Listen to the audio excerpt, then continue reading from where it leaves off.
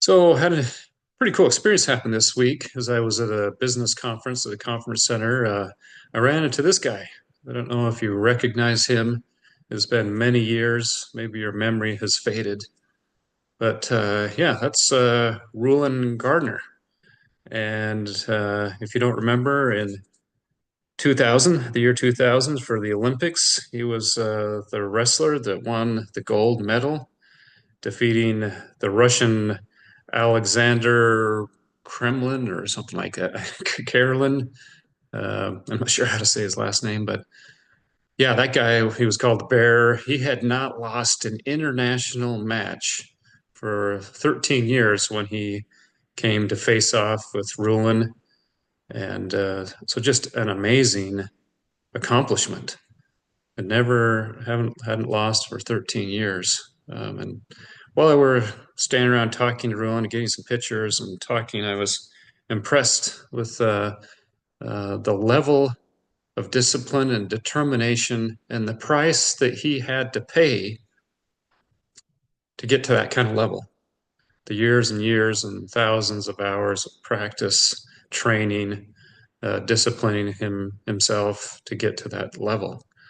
And I know he probably didn't do it, for some ribbon for the honors of men, but was also impressed. I got a copy of his book, very impressed with. I haven't finished it yet, but I'm excited to read through his book. Never Stop Pushing, talking about his life from a small town in Afton, Wyoming, to standing on the podium, gold medal podium at the Olympics. He also competed in the 2004 Olympics, and you can read online more about his life, but he won the bronze medal there. Well, a ton of accomplishments. He did great things. Very impressed. But what is the purpose? I was interested in some of the stories he told about this gold medal. I don't know if you can see it. I'm going to try to magnify this a little bit, but the gold medal itself, um, you can't see it that well in the picture here, but 25 years later, that metal is starting to show some wear. You can see it around the edges. And if you could see it in person, there's been so many people that have handled that metal and rubbed it. And, I think he said Garth or somebody, Garth Brooks, he was talking to him. He got to know all these famous people.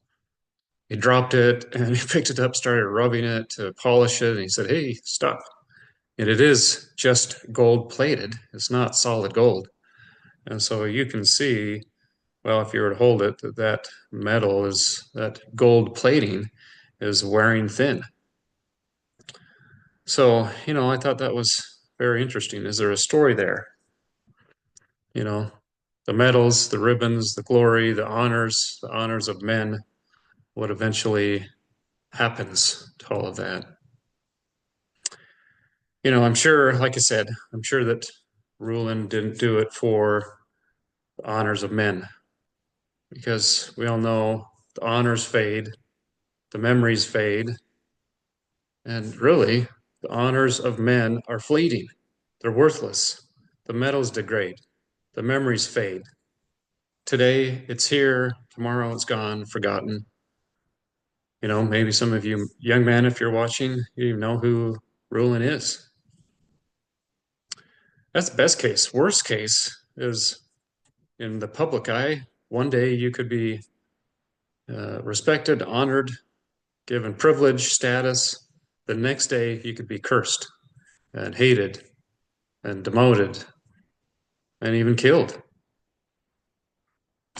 Thinking about the passage of time. um, we won't get into that.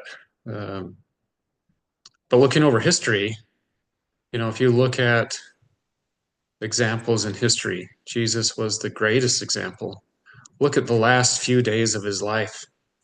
One day as he entered into Jerusalem for that last time, he was celebrated, he was praised, he was honored, he was given great glory by men as he entered into those gates riding on a donkey.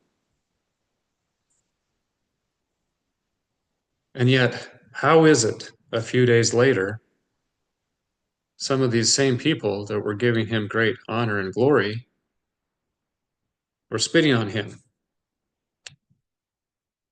or witnessing him being beaten, whipped, crucified? They might not have participated in that cruelty, but they watched what happened without saying a word. How did this change happen? How is it possible to go to two ends of the spectrum? What changed? What Jesus's life was defined by many divisions. His life and his miracles caused great division in the people. Of course, religious leaders hated him. They wanted him out of the picture. He was a threat to them. You know, his very presence symbolized they didn't have what they said they had. They didn't have power or authority from heaven. So how did the people, on that last day of his life, as he was standing there and the rulers were asking that uh, the other criminal be crucified and Jesus set free, and they all cried for Jesus to be crucified. How was it done? I'm sure fear was a factor. The leaders of that time, there was an underlying threat of what could be done to somebody if they stood up or stood out from the crowd. But where were the people that could say, I witnessed my brother healed by him? He was deaf once and now he hears. Or my son, he was blind and now he sees. Or maybe even personally, I was a leper. I was unclean and now I am clean. Maybe even, the extended family. My brother-in-law was dead and now he lives. I witnessed these miracles. I heard his teaching. He is a man of God. I believe he is the Son of God. This has to stop. This man is innocent of the charges. You are condemning an innocent man. Stop what you're doing. Were any of these eyewitnesses possibly in that crowd in his last day? That same battle goes on today. The battle against, do you stand up or do you conform and take the honors of men? Do you take the deal or do you say no deal? It's very well understood, or could be if you look at it. If you do the same things that Jesus did, you'll be treated the same way that he was treated.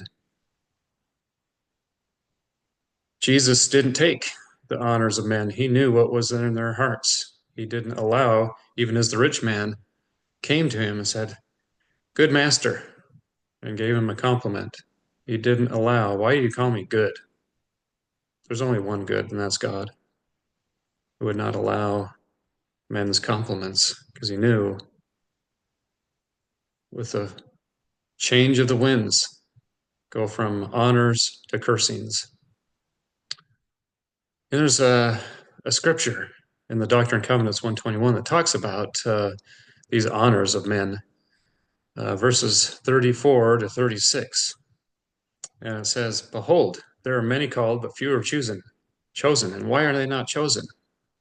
Because their hearts are set so much upon the things of this world, and they aspire to the honors of men. And they do not learn this one lesson. The rights of the priesthood are inseparably connected to the powers of heaven. The powers of heaven cannot be controlled nor handled only upon the principles of righteousness." And thank goodness for that. A wicked man with those powers could do great damage. But the point to those words are, let's focus on Why are people not chosen? Because their minds and their hearts are so set upon the things of the world and the honors of men. So there's really two camps here.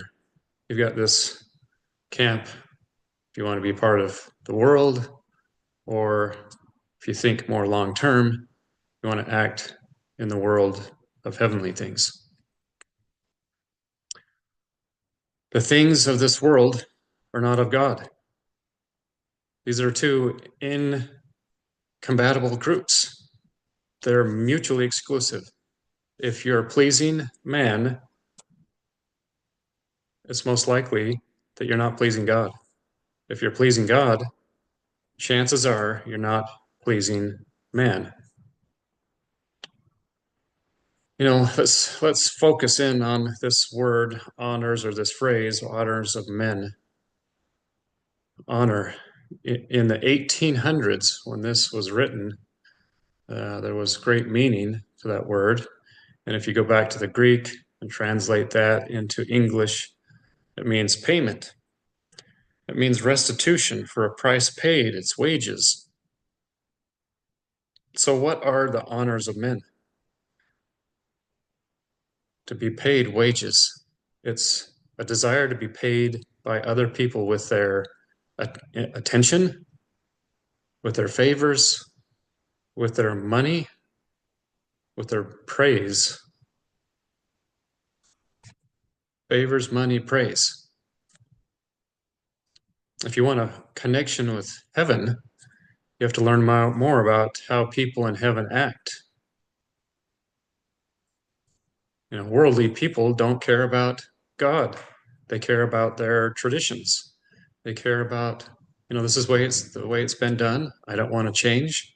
They care about their security, my income, my money, my position, and my power, prestige. They want the widespread respect and admiration of others. I have this status in society. I'm a judge. I'm a chief judge. I'm this, I'm that. When I enter the room, everyone is required to stand up.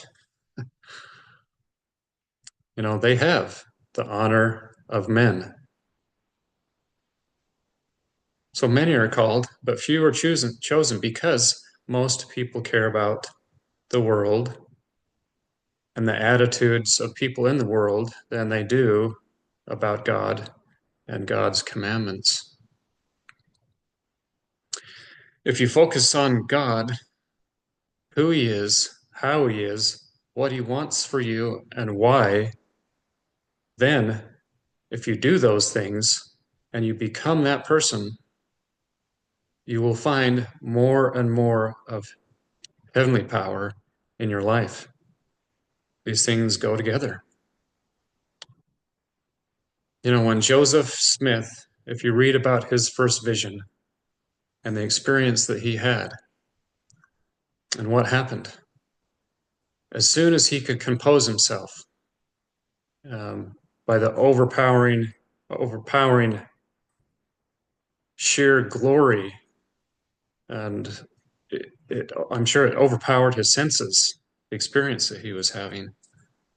As soon as he was able to compose himself, God pointed to his son and introduced him by saying, Joseph, this is my beloved son, hear him. That is the honor, that is the glory we seek for. That is something that never leaves or can be taken from you. What greater desire could you have than to hear those same words from God at the end of your life saying, welcome, my son or daughter. I approve. I approve of how you lived. I approve of the sacrifices that you made. I approve of your life. I would have done it the same way you did it. There are no greater words, there are no greater status, there are no greater position. There is nothing greater in existence than having that relationship with him. So, prepare for that day today.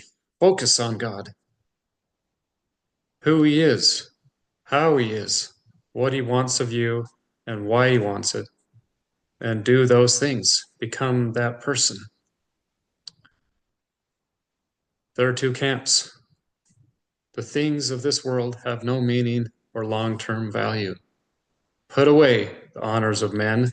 Cease striving for the medals and the ribbons and the accolades and the positions, the status. All of that will be removed. It is very fleeting. It changes with the winds. Seek for what won't or cannot be removed. Seek for a connection to heaven by being like God.